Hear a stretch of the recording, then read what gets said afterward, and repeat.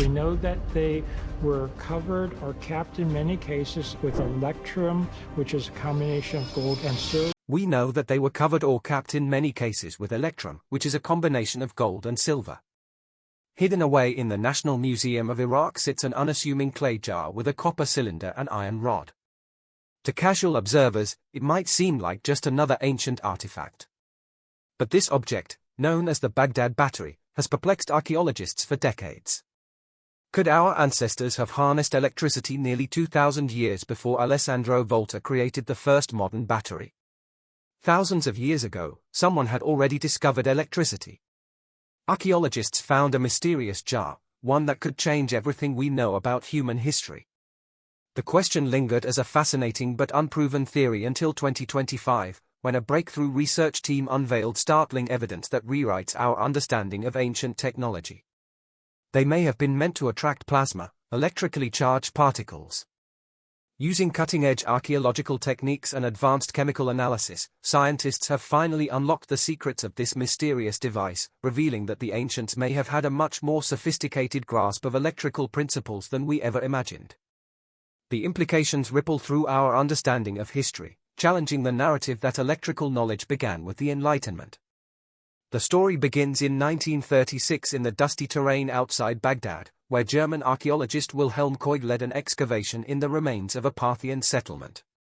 Among the pottery shards and everyday items, Koig uncovered something extraordinary, a 5.5-inch tall clay vessel containing a copper cylinder and an iron rod. The copper cylinder was soldered with a lead tin alloy, and the iron rod appeared to be insulated from the copper by bitumen plugs. Koig was struck by the peculiar construction, noting how it resembled a galvanic cell, what we now call a battery. Initially, the artifact was estimated to date from around 250 BCE to 224 CE, during the Parthian period of Mesopotamia. Koig published his findings in 1940, suggesting that the device may have been used for electroplating gold onto silver objects. The hypothesis was revolutionary, as it implied that ancient Parthians had discovered electricity roughly 1800 years before modern science had recognized its principles. The Baghdad Battery, as it came to be known, survived wars and looting. During the 2003 invasion of Iraq, the museum was ransacked and many priceless artifacts were stolen. Fortunately, the Baghdad Battery remained safe, stored in a secure location away from the museum. When it returned to public display years later, it continued to spark debate and fascination. Early scholars proposed various alternative uses for the artifact. Some suggested it might have been a vessel for storing sacred scrolls, while others believed it could have been used for medicinal purposes, perhaps to deliver mild electric shocks as a form of pain relief. Still others dismissed the electrical theory entirely, arguing it was simply a storage container. As word of the Baghdad Battery spread through scientific circles, researchers couldn't resist putting this ancient technology to the test. The first notable attempt came in 1940, when Wilhelm Koig himself created a replica filled with grape juice, which serves as an acidic electrolyte. To his amazement, the device generated a small voltage of around 0.5 volts. This initial success sparked a wave of experimentation that would continue for decades. In 1978, Dr. Anna Egger, then director of the Roma and Pelizius Museum in Hildesheim, Germany, conducted perhaps the most famous early experiment using replicas of the Baghdad Battery filled with grape juice. Egger claimed to have achieved electroplating of a thin layer of silver with gold. His experiment suggested that multiple batteries connected in series could produce enough voltage for basic metallurgical applications.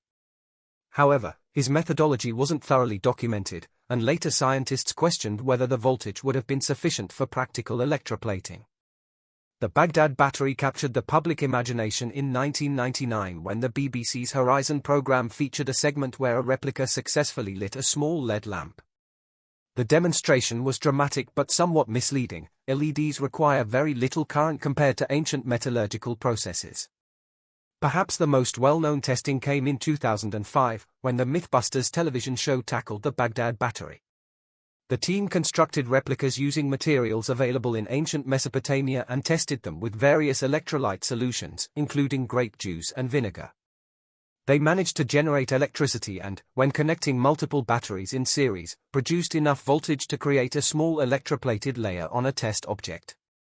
However, they ultimately labeled the practical use of such devices for electroplating as plausible but problematic due to the difficulty of maintaining consistent current for the hours needed for effective plating.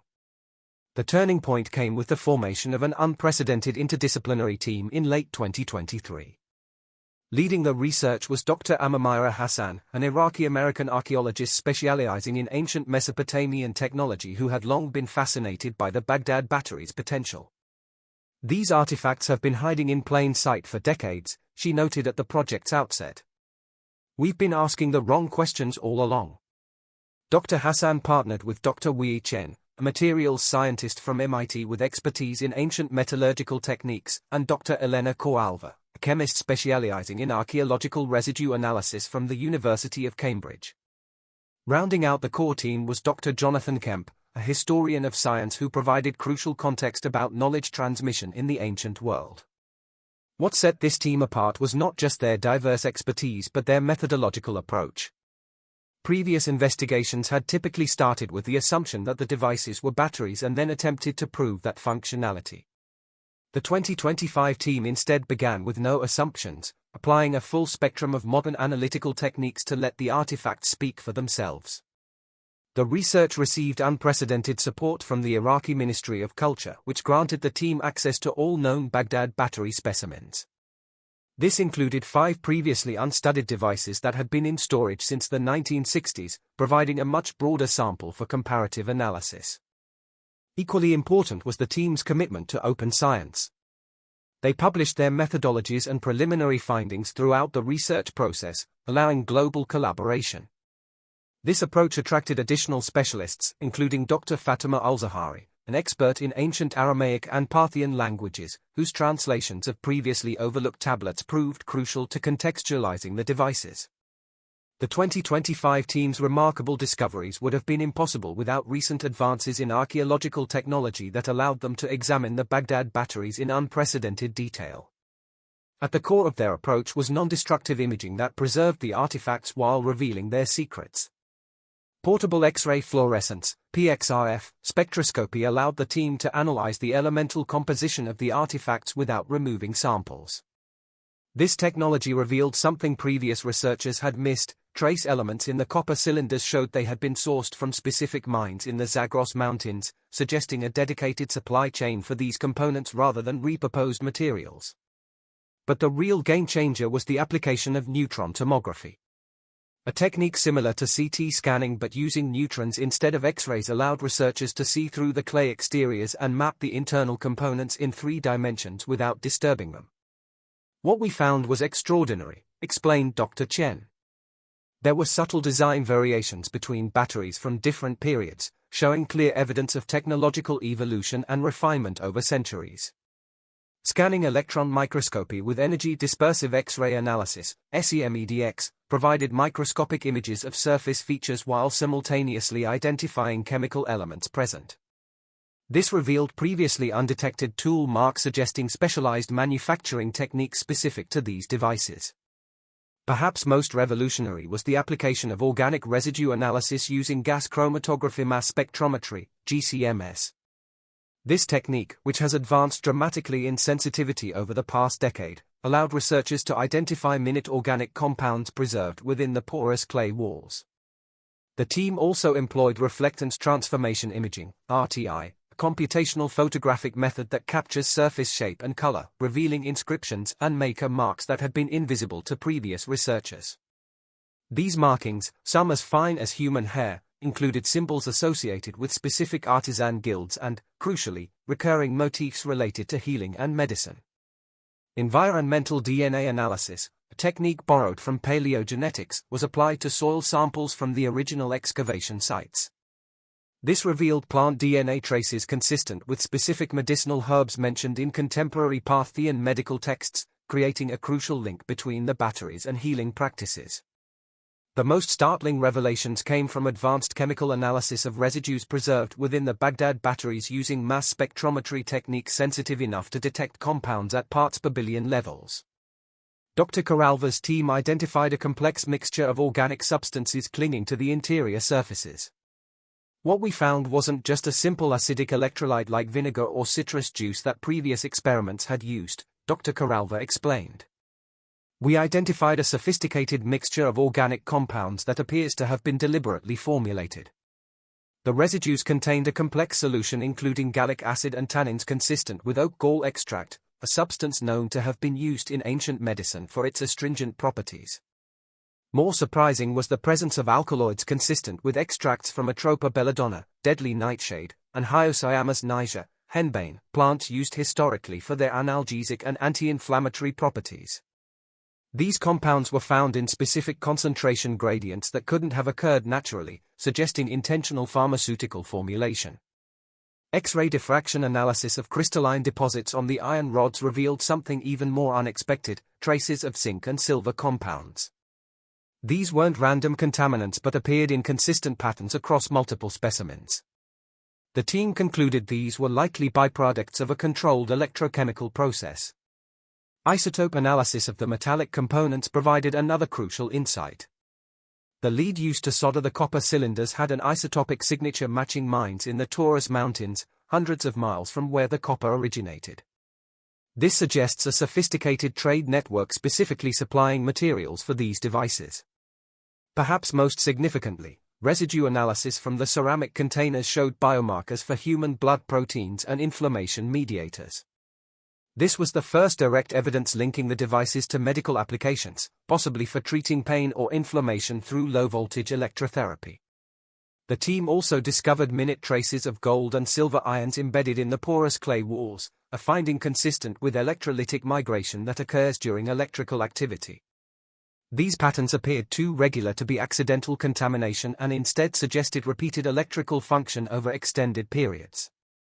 Chemical dating of organic residues using accelerator mass spectrometry provided more precise dating than ever before, revealing that the technology had been in use for over 400 years, from approximately 100 BCE to 300 CE. This timeline coincided with a period of significant medical advancement in the region, suggesting the batteries evolved alongside healing practices. For decades, scholars had focused on electroplating as the primary potential use for the Baghdad Battery. But the 2025 findings revealed something far more sophisticated. The breakthrough came when Dr. Hassan connected the chemical findings with overlooked medical papyri from the period. We found Parthian medical texts describing a treatment called the singing metal therapy for conditions that sound remarkably like arthritis and neuropathy, Dr. Hassan explained. The descriptions mention a tingling sensation and relief of pain using devices that match the physical characteristics of the Baghdad batteries. The research team constructed precise replicas using materials matching the original specimens, including the complex electrolyte solution identified in the residue analysis. When tested, these replicas produced a stable current of approximately 0.8 to 1.2 volts, perfect for the mild transcutaneous electrical nerve stimulation, TENS, used in modern pain management therapy. To test the medical hypothesis, the team collaborated with neurologists to measure the effectiveness of the replicated devices on pain reduction. The results were compelling. The ancient batteries, when used with conductive metal probes, produced electrical stimulation capable of activating the gate control mechanism for pain modulation, essentially the same principle used in modern TENS units. The discovery of specialized conductive applicators at related archaeological sites further supported this theory. These copper and silver implements, previously misidentified as cosmetic tools, had handled designs ergonomically suited for applying electrical stimulation to specific body points that align remarkably well with acupuncture meridians recognized in traditional Chinese medicine. Archaeological evidence also revealed that the batteries were often found in contexts associated with healing temples and medical practitioners' quarters rather than metalworking shops. This spatial distribution strongly suggested medical rather than industrial use. Additionally, the team identified a peculiar pattern in the distribution of these devices. They appeared most frequently in regions affected by major conflicts during the Parthian era. This correlation suggests they may have been developed or refined specifically for treating wounded soldiers, an ancient version of battlefield medicine. The research also uncovered evidence that the batteries were sometimes used in combination with specific medicinal herbs, with the mild electrical current potentially serving to enhance delivery of active compounds through the skin, essentially an ancient form of iontophoresis, a technique rediscovered in modern medicine only in the late 19th century. To truly understand the significance of the Baghdad Battery, we must place it within the vibrant cultural landscape of Parthian Mesopotamia.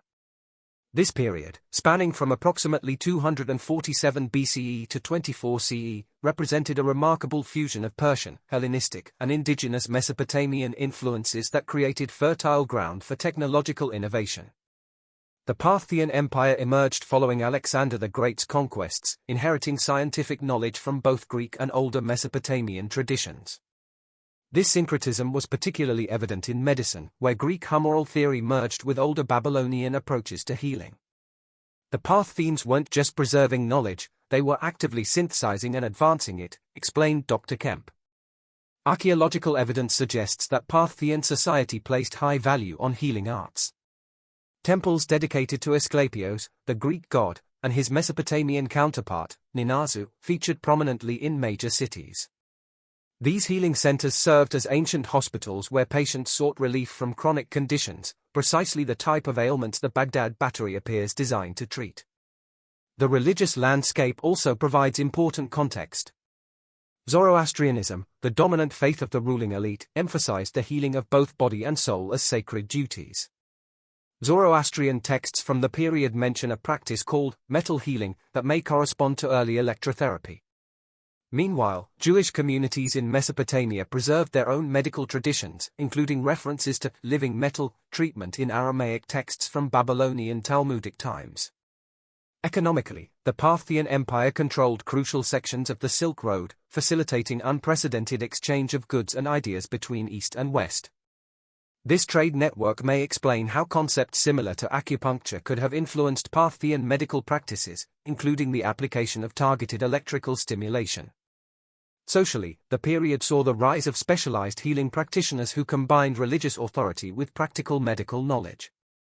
The discovery of Baghdad batteries alongside distinctive healer tools suggests these individuals held specialized knowledge of electrical treatments, possibly as closely guarded trade secrets. The written evidence is equally compelling. Newly translated tablets from Telomuka reference specialized practitioners called Shamalu Barui, literally, lightning hands, who were dispatched to treat wounded soldiers after battles. These practitioners used devices matching the description of the Baghdad Battery in conjunction with specific herbs and invocations to relieve pain.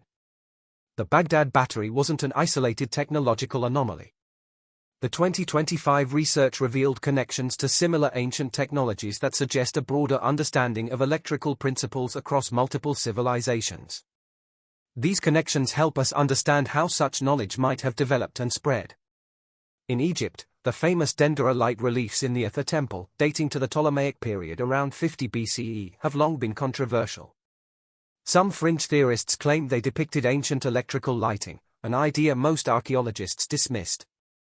However, the 2025 team's analysis of these reliefs using pattern recognition algorithms revealed striking similarities to Parthian medical illustrations showing electrical treatment devices.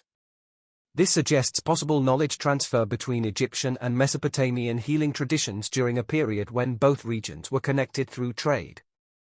Archaeological excavations in the ancient Indus Valley civilization have unearthed copper and iron implements dating to around 800 BCE that bear structural similarities to components of the Baghdad Battery. While not assembled into complete batteries, these pieces suggest experimentation with similar metallurgical principles.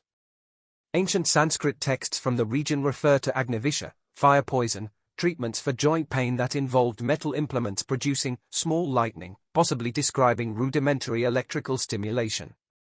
In China, archaeological discoveries from Western Han Dynasty tombs, 206 BCE 9 CE, have revealed copper and iron artifacts arranged in configurations that could potentially generate electrical current when activated with an acidic solution. These devices were found alongside acupuncture needles, suggesting a possible therapeutic application similar to what we now understand about the Baghdad Battery. Even in the Mediterranean world, evidence has emerged of potential electrical knowledge. In 2024, excavations of a Roman medical facility in Ephesus uncovered devices strikingly similar to the Baghdad Battery, along with specialized probes that show wear patterns consistent with electrical current transfer. This suggests the technology may have spread westward through the extensive Roman trade networks. The Antikythera mechanism, the famous ancient Greek astronomical computer discovered in a shipwreck, provides another point of connection.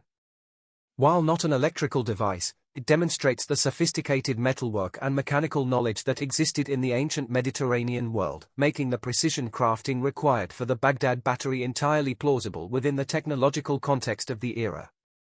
The question remains, how did knowledge about electrical principles spread through the ancient world, and why was it ultimately lost? The 2025 research revealed fascinating insights into knowledge transmission networks that operated across continents long before the modern era. The Silk Road served as more than just a trade route for goods, it was a superhighway for the exchange of ideas.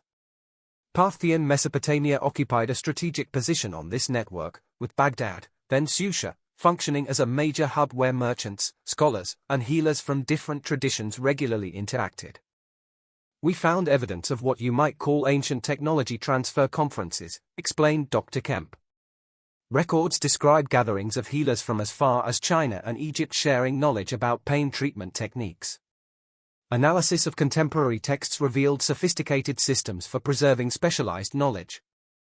The electrical therapy techniques appear to have been transmitted through closely guarded guild systems, where masters carefully selected apprentices and training occurred through direct demonstration rather than written instruction. This explains the scarcity of explicit written records despite the technology's widespread use. Multilingual inscriptions discovered on cases containing Baghdad batteries suggest they were sometimes diplomatic gifts exchanged between rulers, possibly accompanied by specialists who could demonstrate their use. This pattern of technology transfer through diplomatic exchange is documented in other contexts, such as the spread of silk production techniques and metallurgical innovations. Religious networks also played a crucial role in knowledge preservation.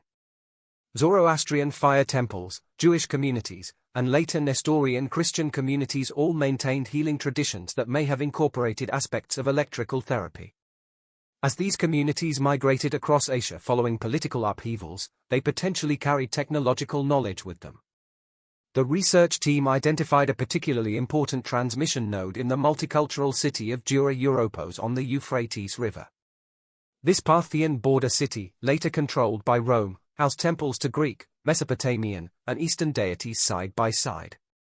Archaeological evidence from the city's House of the Healer included Baghdad Battery components alongside Greek medical texts and Chinese acupuncture charts, tangible evidence of medical knowledge synthesis. The eventual loss of this technology appears connected to several historical factors. The rise of the Sasanian Empire in 224 CE brought religious reforms that disrupted older healing traditions. Later, the Islamic conquests, while preserving much ancient knowledge, focused primarily on written texts rather than craft traditions transmitted through demonstration.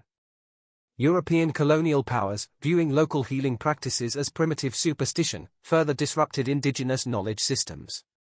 The revelations about the Baghdad Battery force us to fundamentally reconsider our assumptions about ancient scientific knowledge. For centuries, we've operated under the narrative that electricity was discovered in the modern era, with figures like Franklin, Volta, and Faraday serving as its pioneers. The 2025 findings shatter this Eurocentric view of scientific progress. First and foremost, the research demonstrates that our ancestors were capable of making sophisticated observations about natural phenomena that we traditionally associate with modern science. The consistent design of the Baghdad batteries across centuries suggests empirical refinement through observation and experimentation, hallmarks of the scientific method allegedly developed millennia later. What's remarkable isn't just that they discovered electrical effects, noted Dr. Hassan, but that they developed a practical application that actually worked and continued to refine it over generations. This challenges the notion that ancient technology was static or developed merely through trial and error without theoretical understanding. The findings also force us to reconsider how we evaluate evidence of ancient scientific knowledge. Academic disciplines have often privileged written theoretical texts over physical artifacts when studying the history of science. The Baghdad Battery reveals the limitations of this approach. The ancients clearly understood principles they never explicitly documented in surviving texts. Perhaps most significantly, the research challenges our artificial separation between science, technology, and medicine. In Parthian Mesopotamia, these knowledge domains were integrated, with practical healing, material science, and natural philosophy informing each other. This holistic approach stands in stark contrast to our modern compartmentalization of knowledge into distinct academic disciplines. The sophisticated nature of the Baghdad Battery suggests we should revisit other ancient technologies with fresh eyes. Could the hydraulic systems of ancient Rome, the astronomical calculations of Maya priests, or the metallurgical achievements of ancient China harbor equally sophisticated understandings that we've overlooked? From an educational perspective, the discoveries provide a powerful reminder that innovation isn't linear. Scientific understanding can peak, decline, and be rediscovered, sometimes independently in different cultural contexts. This recognition is crucial for developing a more nuanced understanding of human intellectual history beyond the traditional march of progress narrative for modern science. The findings suggest value in looking to ancient knowledge systems as potentially containing useful insights. Ethnopharmacology has already demonstrated that traditional medicine sometimes identified effective treatments that modern science can validate and refine. The Baghdad Battery suggests similar potential might exist for rediscovering lost technologies.